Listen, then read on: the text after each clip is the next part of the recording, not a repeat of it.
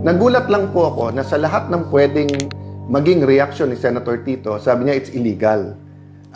Papasalamat ako sa mga matitinik nating mga netizens na una pa kayo na tinignan yung Section 18 ng Rules ng Senate at yung Section 20 ng Rules on Investigations in Aid of Legislation.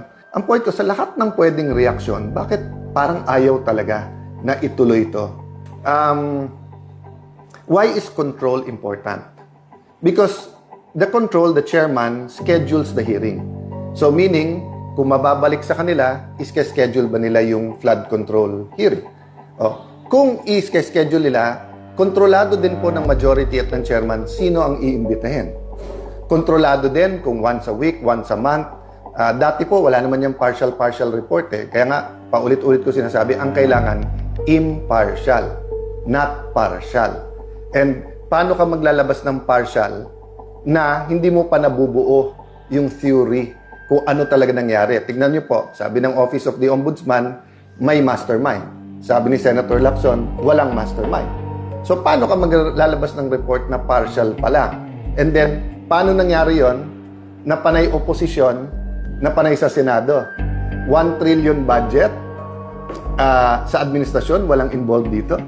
Sa ibang mga panig ng gobyerno, walang involved pa dito. So, I'm not going to go into the details precisely because gusto natin independent at gusto natin yung committee ang magpatakbo. Nagulat lang po ako na sa lahat ng pwedeng maging reaction ni Senator Tito, sabi niya it's illegal. Papasalamat ako sa mga matitinik nating mga netizens na una pa kayo na tinignan yung Section 18 ng Rules ng Senate at yung Section 20 ng Rules on Investigations in Aid of Legislation.